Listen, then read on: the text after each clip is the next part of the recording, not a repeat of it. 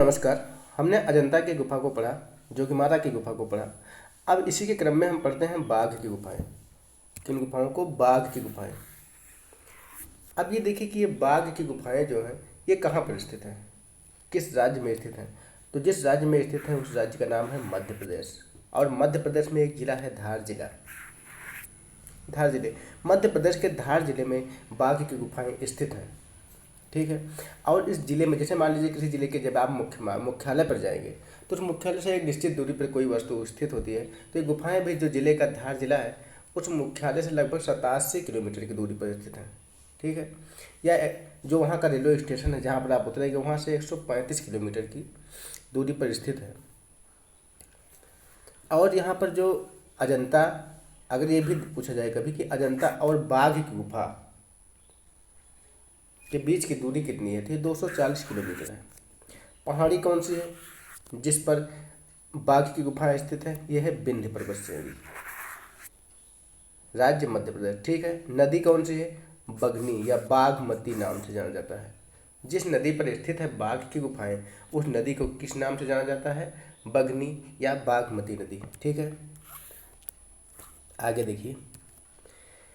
और इन्हीं गुफाओं के समीप जो बाघ गुफाएं स्थित हैं विंध्य पर्वत श्रेणी पर, यहीं पर गुफाओं के समीप ही एक बागेश्वरी देवी का मंदिर भी है।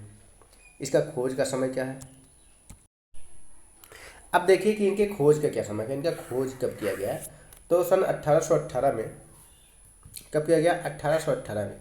अजंता की गुफा की खोज कब हुई? 1819 में। तो 1818 में बाघ की गुफा डेंजर फील्ड द्वारा की गई। किसके द्वारा? Danger field. याद रखने का तरीका, बाघ क्या होता है? डेंजर। इसलिए बाघ की गुफाओं की खोज किसके द्वारा की गई?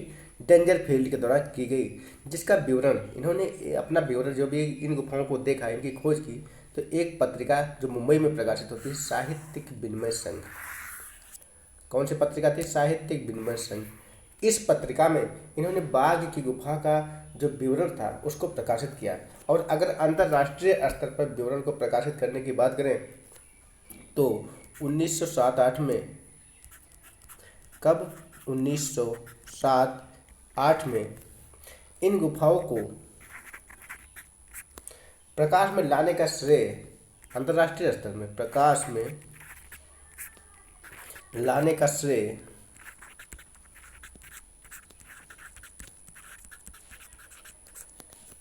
किसको जाता है? C.E. लुआई को। C.E. लुआई को जाता है अंतर्राष्ट्रीय स्तर पर। C.E. लुआई को जाता है। इन्होंने 1909 में क्या किया? इन्होंने 1909 में कलकत्ता में प्रकाशित पत्रिका रॉयल एशियाटिक सोसाइटी, कब? 1909 में कलकत्ता में एक पत्रिका प्रकाशित होती थी royal Asiatic society. Royal Asiatic society.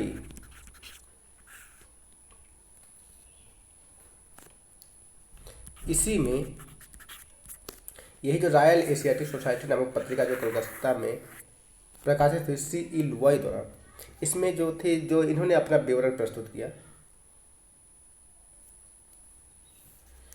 और इसके बाद आप जो इम्पोर्टेंट है इसको भी लिख लीजिए कि आशित कुमार हलदार ने 1910 में, आशित कुमार हलदार 1910 में, ये पूछा जाता है कि आशित कुमार हलदार ने बाघ की गुफाओं का विवरण कब प्रस्तुत किया? 1910 में। तथा मुकुल चंद्र डे ने 1925 में।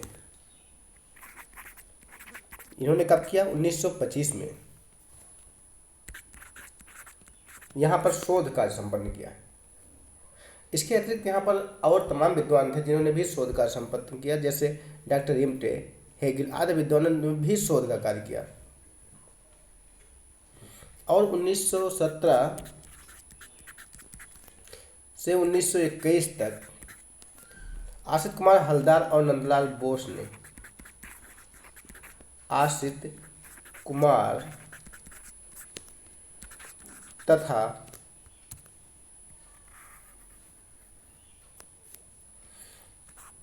तथा नंदलाल बोस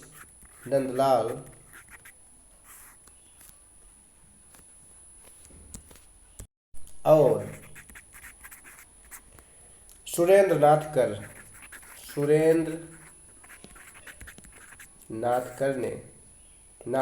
कर ने इन गुफाओं पे जो चित्रकारी उपलब्ध है, जो चित्र हैं, उनकी अनुकृतियां तैयार की। क्या की?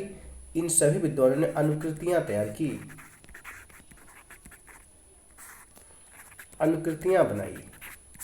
ठीक है, इतनी बात क्लियर होगी कि ये बाघ की गुफाएं स्थित कहाँ हैं, इनकी खोज कब हुई, इनकी खोज किसने की थी, इनकी अनुकृतियां किसने बनाई, और यहाँ पर शोध कार्य किसने किया, किस पहाड़ी पर स्थित है, और किस पहाड़ी के साथ साथ इसके किनारे नदी कौन सी है।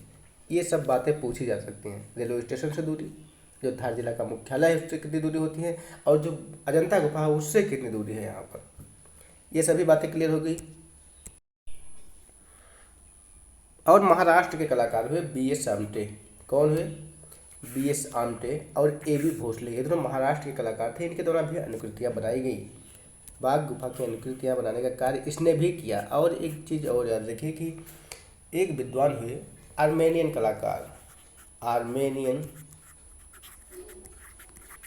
कलाकार सर्किस कचडोरियल,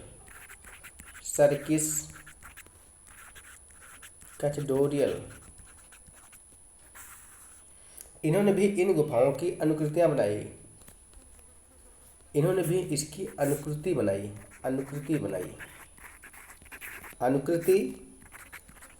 बनाई। ठीक है, इसके बाद एक चीज़ और देखिए कि इनका नामकरण कैसे हुआ। हेडिंग डालिए नामकरण।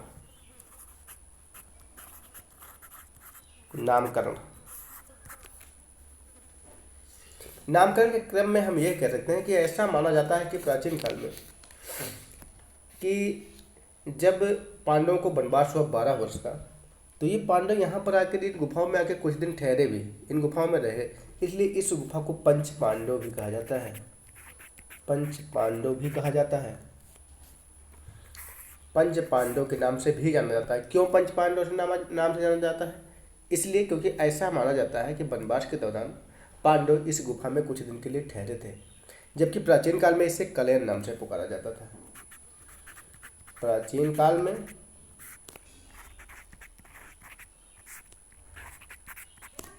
किस नाम से पुकारा जाता था? कलयन नाम से पुकारा जाता था। अब इसके बाद लिखिए कि इन गुफाओं का जो था उद्देश्य क्या था। उद्देश्य, किस उद्देश्य से ये गुफाएं बनाई गई थी?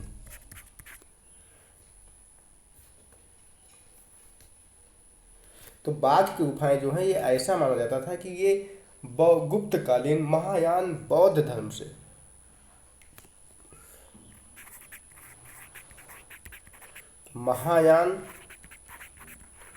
बौद्ध धर्म से संबंधित हैं। और ये बौद्ध धर्म महायान के जो भिक्षु होते थे, जो बौद्ध भिक्षु होते थे, उनके आवास के लिए बनाया गया था। बौद्ध भिक्षुओं के आवास के लिए ये गुफाएं बनाई जाती थी। इसलिए यहाँ पर जितनी गुफाएं हैं वो सभी संघाराम या विहार है। क्या है? संघाराम या विहार जो होते थे, ये बौद्ध भिक्षुओं के निवास स्थान होते थे। अगर ये चैत्य कहे जाते थे, चैत्य माने बौद्ध भिक्षुओं का पूजा गृह।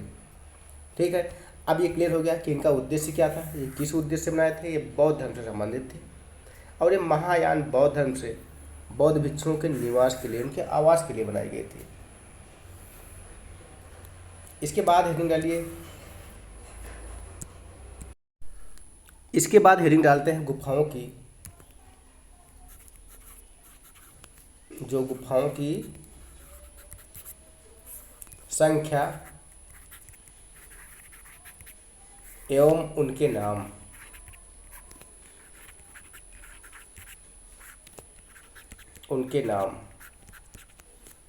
अगर यहाँ पर जो बाघ की गुफाएं हैं इनकी संख्या कितनी है? इनकी संख्या है 9। बाघ में कुल कितनी गुफाएं हैं? 9 गुफाएं। लेकिन अगर हम यहाँ पर चित्र की बात करें तो इनमें सिर्फ 5 गुफाओं में चित्र प्राप्त हुए थे।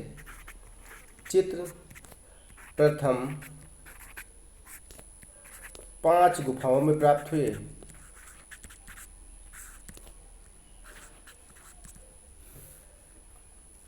वो गुफाएं हैं 1, 2, 3, 4 और 5। जबकि छठी, सातवीं, आठवीं और 9वीं गुफा के चित्र जो थे वो नष्ट हो गए थे। ठीक है। लेकिन अगर वर्तमान की बात करें, वर्तमान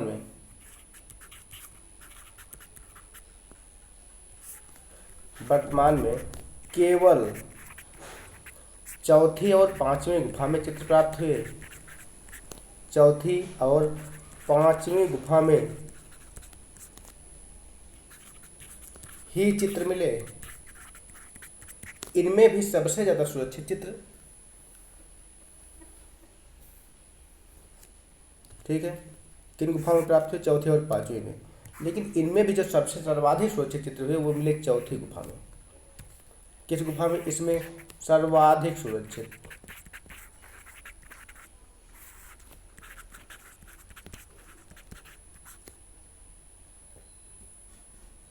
सुरक्षित चित्र किसमें मिलते हैं? चौथी गुफा में। ठीक है।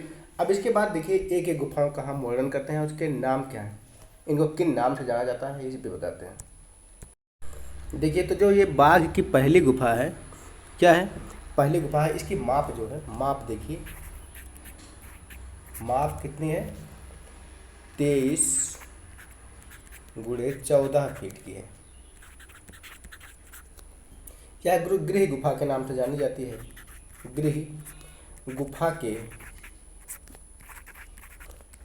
नाम से जानी जाती है। ठीक है। इसके बाद हमें डालिए आप दूसरी गुफा। देखिए दूसरी गुफा की क्या विशेषता होती है। बाघ की दूसरी गुफा कौन सी है? दूसरी गुफा। इसे गुसाई गुफा,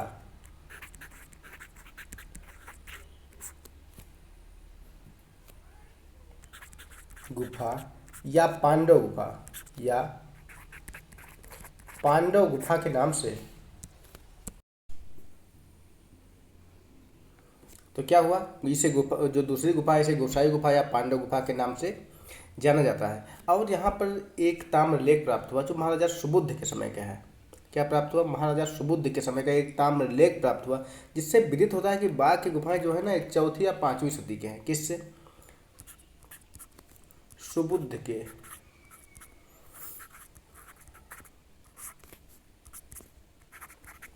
समय के ताम्र लेख से एक ताम्रलेख प्राप्त हुआ, जिससे विदित होता है कि एक ताम्रलेख कब का है? चौथी या पांचवी सदी के, पांचवी सदी का प्रतीत होता है। ये हो गया इनका समय, हो क्या हो गया? चौथी या पांचवी सदी। और इतिहासकार जो है, इतिहासकारों का ये मानना है कि महाराजा सुबुद्ध का जो समय है ना, वो भी 416 या 466 ईस्वी के इर्द गिर्द ही था। तो चौथी या पांचवी सदी आप लोगों ने मान लिया, ये सही है।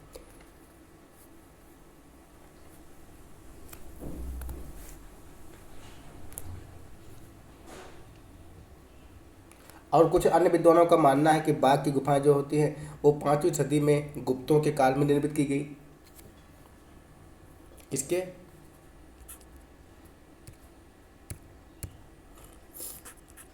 बाघ की गुफाएं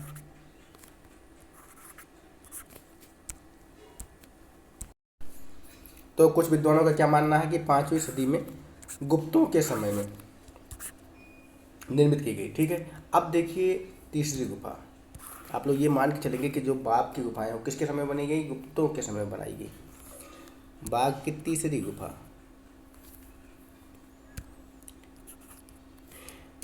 देखिए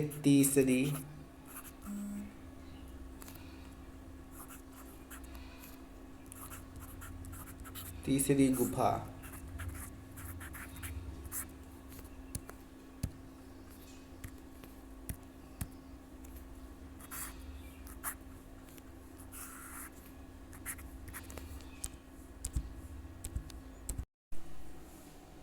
अब देखते हैं तीसरी गुफा। तीसरी गुफा जो है बाघ की, इसे हाथी खाना या अतिथि गुफा भी कहा जाता है। क्या कहा जाता था? हाथी खाना या अतिथि गुफा। और जो चौथी गुफा है, यही सर्वाधिक महत्वपूर्ण गुफा है, क्योंकि इस गुफा में सर्वाधिक सुरक्षित और सबसे अधिक चित्र प्राप्त हुए हैं। क्या लिखा है? ये सबसे अधिक महत्वपूर्ण गुफा है, सर्वाधिक सुरक्षित चित्र इसी गुफा में प्राप्त होते हैं, इसलिए इसे रंग महल भी कहा जाता है। और इसके माप जो है वो 45x6 फीट के पैनल में 7 दृश्यों को बनाया गया है। इन 7 दृश्यों का वर्णन अभी हम करेंगे, पहले आप पांचवी गुफा भी देख लीजिए। अब देखिए पांचवी गुफा, इसे पाठशाला कहा जाता है। इसे क्या कहा जाता है? पाठशाला। पांचवी गुफा, कार्ल खंडेलवाला ने ये बताया कि जो बाघ गुफा के जो बरामदा है ना, इसमें मुर्गा और चूजे का चित्र भी प्राप्त हुआ है। मुर्गे एवं चूजे का आकर्षित चित्र भी प्राप्त हुआ है। और इसकी माप जो है वो 45x44 फीट का है। कितना है? 45x44 का। अब हम देखते हैं कि बाघ गुफाओं का निर्माण काल, गुफाओं का निर्माण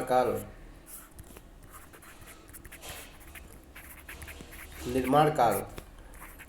तो गुफाओं का जो निर्माण काल की अगर बात करें तो कई विद्वान कई तरह से बताते हैं, लेकिन जो इसका बाद में जो साक्ष्य प्राप्त होता है, जैसे महाराजा सुबुद्ध के समय में 400 के इर्द गिर्द या 5वीं सदी में जो प्राप्त होता है, तो भारतीय पुरातत्व विभाग भी उसी सुबुद्ध के जो ताम्रपत्र जो ताम्रलेख प्राप्त हुआ उसी को आधार मानता है। इसलिए हम ऐसा मानेंगे कि बाघ की गुफाओं का खोज जो होगा चौथी या पाँचवीं सदी में, चौथी या पाँचवीं सदी में मानेंगे। निर्माण काल क्या होगा? चौथी या पाँचवीं सदी में। जैसे अन्य विद्वानों ने दिया, लेकिन हमें उत्तर क्या मानना है? चौथी या पाँचवीं सदी में। अगर किसी के नाम के अनुसार पूछ ले कि बी, जैसे मान लीजिए M.B. डोल्टन ने कितना माना, तो उन्होंने 6ठी-7वीं शताब्दी माना। विंसेंट स्मिथ ने बाघ गुफा के चित्रों की खोज इन्होंने भी 7वीं सदी के इर्द गिर्द माना। इस प्रकार से हम चौथी सदी इसका बस लिखेंगे। अब देखिए जो चित्र हैं, गुफा चित्र,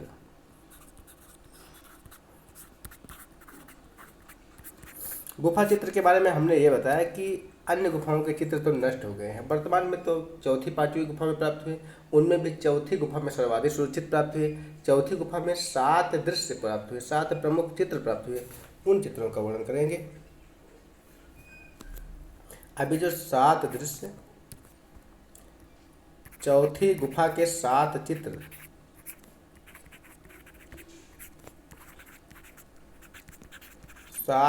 वो कौन कौन से हैं अब देखते हैं आगे। अब अगर हम पहले दृश्य का देखते हैं, जो पहला दृश्य है इसमें 2 शोकाकुल नारी का वर्णन किया गया है। क्या है? 2 शोकाकुल नारी, जिसमें एक नारी जो है वो राजकुल की है, और दूसरी जो है ना वो दासी है। राजकुल की महिला दासी की तरफ अनन्य मनस्क भाव से देख रही है, जबकि दासी अपने आंचल से अपना मुंह छुपाए हुए है। जो दासी है, राजकुल की महिला जो है दासी की तरफ अनन्य मनस्क मन से देख रही है।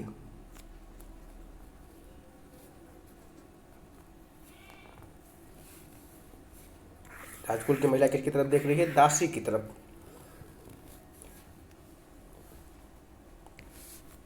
ठीक है, अब दूसरा दृश्य देखिए। लेकिन इसी पे एक जो यहाँ पर जो चित्र बना है, वहीं पर छज्जे की तरफ ना, कि यहाँ पर एक दिया है, दो पक्षियों का वर्णन किया गया है, जिसमें जो बड़ी पक्षी वो छोटी पक्षी को दाने चुना रही है। इसी पहले दृश्य में ही ऐसा चित्र है। यहाँ पर यह पूछा जा सकता है कि 2 शोकाकुल नारी का अंकन बाघ की किस गुफा में किया गया है? तो चौथी गुफा में। कौन सा दृश्य है? पहला दृश्य है। लिखिए अब दूसरा दृश्य, ठीक। बाघ की चौथी गुफा में ये जो दूसरा दृश्य ना, ये 45x6 फीट के दृश्य में जो बनाए गए हैं, 7 दृश्य बनाए हैं, उसमें दूसरा दृश्य है मंत्रणा का। बाघ गुफा के किसमें मंत्रणा का वर्णन किया गया है? ये चौथी गुफा का दूसरा दृश्य है, जिसमें ये दिव्यधारी पुरुष है, नीले और पीले आसनों पर बैठा दिखाया गया है, जो किसी गंभीर वार्तालाप पर ये जो है ना किसी गंभीर वार्तालाप पर संलग्न है। और मुकुल चंद्र डे का कहना है कि ये दृश्य किसी राजपुरुष द्वारा धर्म स्वीकार कर लेने की घटना से संबंधित है। ये जो मंत्रणा हो रही ना शायद ऐसी है कि किसी राजपुरुष को धर्म स्वीकार कराया जा रहा है, ये किसी धर्म को स्वीकार कर रहे हैं, इसलिए उसी बात पर बैठ के यहाँ पर मंत्रणा हो रही है। यानी दूसरी दृश्य किसका है? मंत्रणा का। तीसरा दृश्य देखिए, तीसरा दृश्य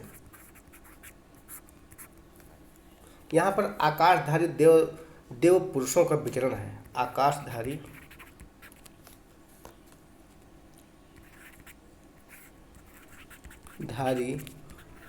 देव पुरुषों का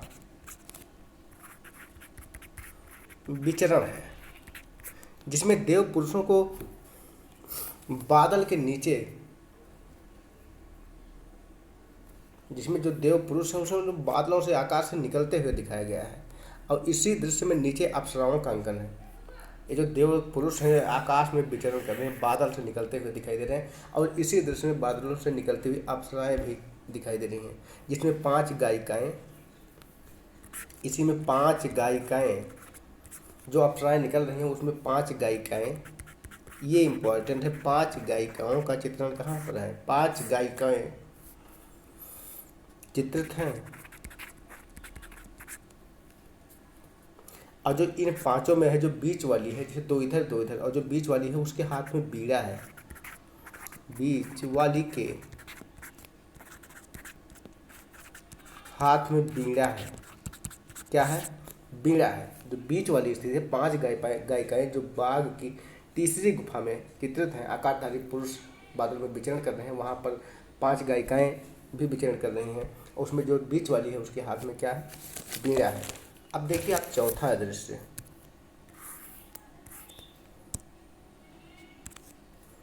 क्या देखना है? चौथा दृश्य।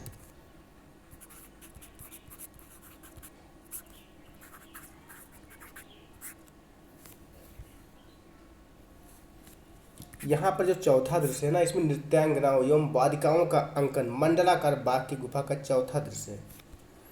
नृत्यांगनाएं एवं वादिकाओं का अंकन है, और वादिकाओं का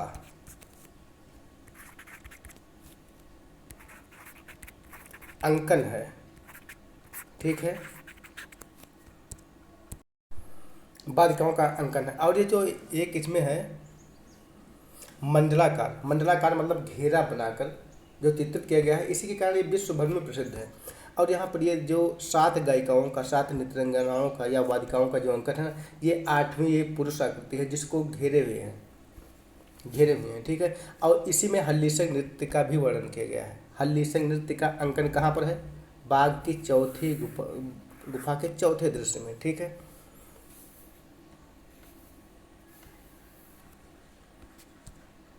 और ये जो स्त्री जो 8वीं पुरुष आकृतियों को घेरे हुए हैं ना, इसमें जो कुछ स्त्री आकृतियों के हाथ में जो है वाद्य यंत्र है, इसी को हल्लीसक नृत्य के नाम से भी जाना जाता है। यहीं पर लिख लीजिए, चौथी गुफा में हल्लीसक नृत्य है। ये हल्लीसक नृत्य क्या है? वही जो 7 स्त्री गायिकाएं हैं, ये 8वीं पुरुष आकृति को घेरे हुए हैं। ठीक है, इस दृश्य में स्त्रियां जो वस्त्र धारण किए हुए हैं उसमें ईरानी नीले रंग का प्रयोग किया गया है। अब इसके बाद देखिए 5वां दृश्य। हल्लीसक नृत्य इंपॉर्टेंट है, इसको याद रखेंगे। किस में हुआ है? बाघ की चौथी गुफा के चौथे दृश्य में। 5वां दृश्य,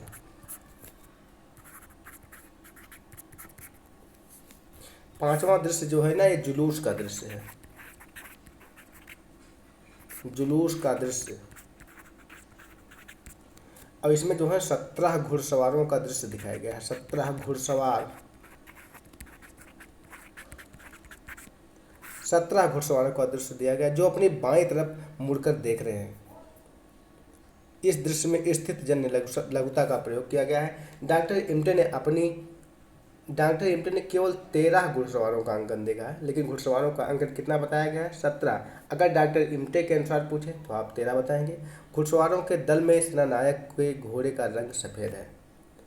17 घुड़सवार हैं और सेना नायक के घोड़े का रंग। अब यहाँ पर हमने ये देखा कि पांचवें दृश्य में जो 17 घुड़सवारों का दर्शन किया गया, इसमें एक जुलूस का दृश्य है। किसका? जुलूस का। और जुलूस के दृश्य में 17 घुड़सवारों को दिखाया गया, लेकिन डॉक्टर इम्टे जो देखते हैं वो 13 घुड़सवार बताते हैं। और इन 17 घुड़सवारों में जो सेना नायक है उसके घोड़े का रंग कैसा है? सफ़ेद है। ये बात आप लोग याद रखेंगे, कहीं कहीं पूछ लेता है। और दूसरा देखते हैं छठा दृश्य, इसमें हाथियों का जुलूस।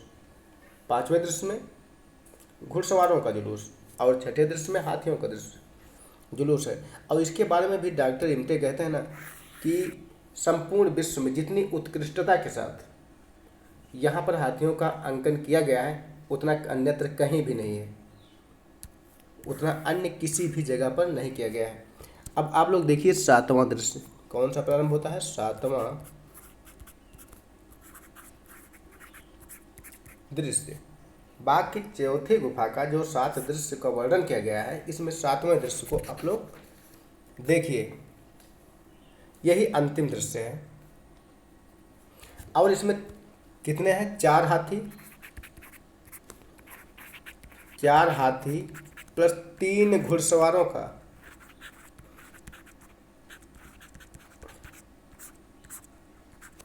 4 हाथी प्लस 3 घुड़सवारों का अंकन कहाँ पर हुआ है? बाघ की किस गुफा में? चौथी गुफा का 7वां दृश्य है, जिसमें अलग अलग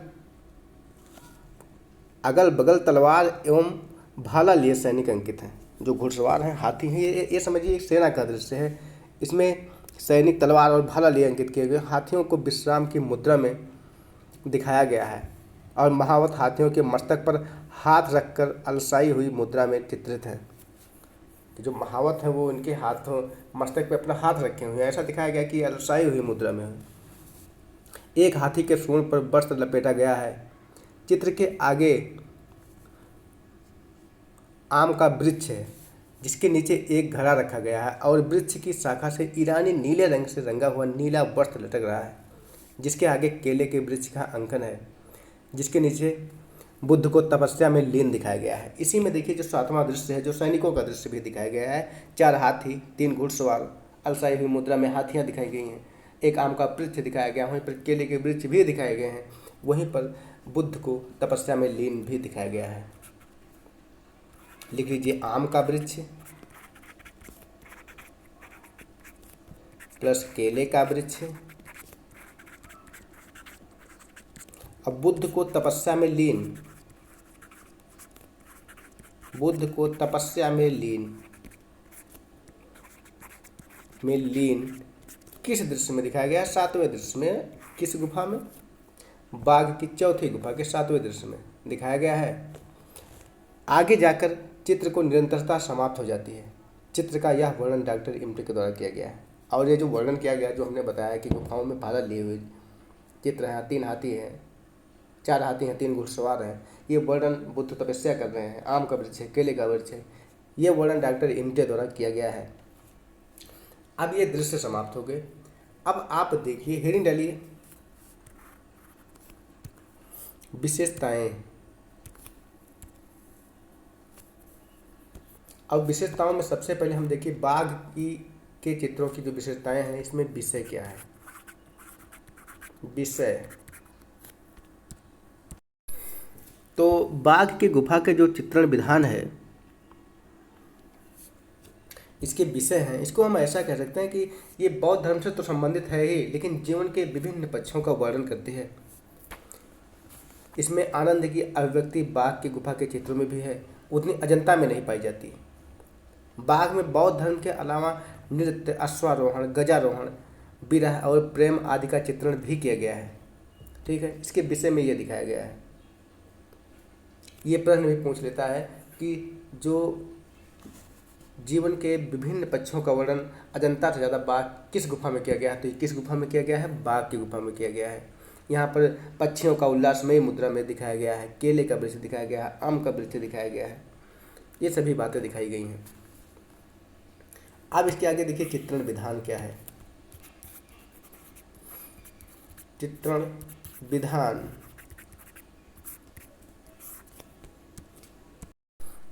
अब इसका जो चित्रण विधान है, इसमें देखिए ये भुरभुरे बलुए पत्थर से, भुरभुरे बलुए पत्थर से, बलुए पत्थर से तो ये गुफाएं ही बनी हैं, इसलिए यहाँ पर जो जो भी चित्रण किया जाएगा वो शीघ्र नष्ट होने वाला हो जाएगा। इसलिए इसकी भित्ति पर सफ़ेद चूने का प्लास्टर चढ़ाकर टेम्परा रंग से चित्रण किया गया है। इसमें टेम्परा रंग से, टेम्परा रंग से, ये किस बलुए पत्थर का बनाया गया है। ठीक है, ये बात याद रखिए। रंगों को गोंद में मिश्रित करके रंगांकन का कार्य किया गया है, और रंगों को गोंद में मिश्रित करके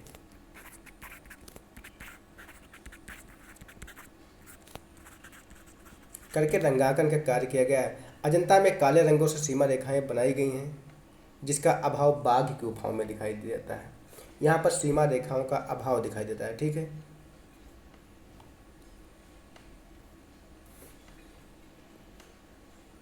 और ये भी हम कह सकते हैं कि बाघ की गुफाओं में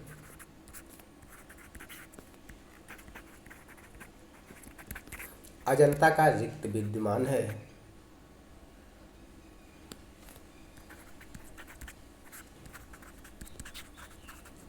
रिक्त विद्यमान है। अब यहाँ पर ये चीज़ आप देख लीजिए कि इसमें रंग कौन सा प्रयोग किए गए हैं। टेम्परा रंग, भुरभुरे बलुए पत्थर की गुफाएं हैं जिसकी प्रकृति ही शीघ्र नष्ट हो जाने वाली है, इसलिए चूना लगा के सफ़ेद धरातल पर टेम्परा रंग का प्रयोग करके बनाया गया। अब आप लोग देख लीजिए आगे वर्ण विधान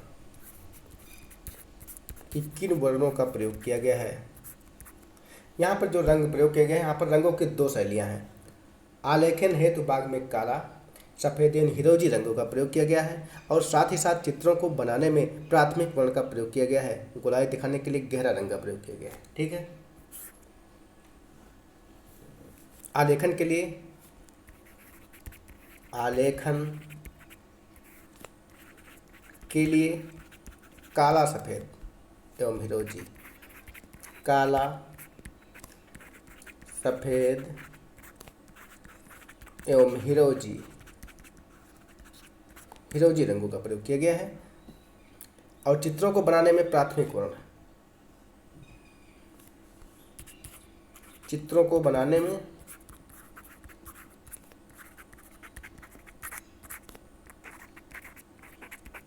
प्राथमिक रंग प्रयोग में लाए गए हैं, और जो इसकी गोलाई थी, गोलाई दिखाने के लिए इसमें गहरे रंग का प्रयोग किया गया है।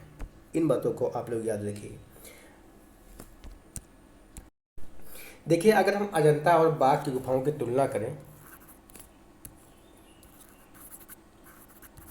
अजंता एवं बाघ की तुलना, और इसका तुलना जो है वो विभिन्न आधारों पर की जा सकती है।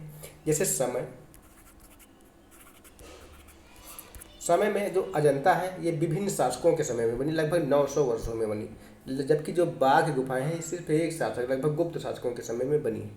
ठीक है, और इसका अगर विषय देखें तो अजंता के जो विषय है ये जातक कथाएं हैं, ये बौद्ध धर्म से हैं, लेकिन जो बाघ का विषय है ये बौद्ध धर्म से तो है ही, ये इसके साथ ही ये जीवन के विभिन्न पक्षों का भी वर्णन करते हैं, जैसे अश्वारोहण, गजारोहण, पक्षियों का वर्णन, नृत्य आदि दृश्यों का भी वर्णन करता है।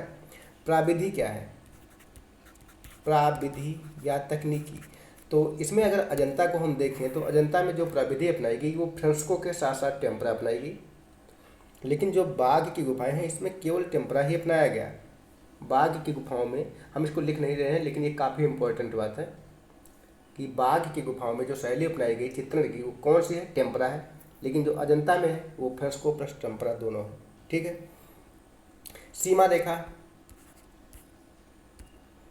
लिखिए, सीमा रेखा,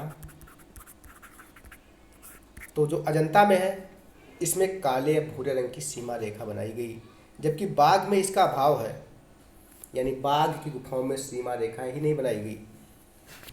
ठीक है, सीमा रेखा ही नहीं बनाई गई है।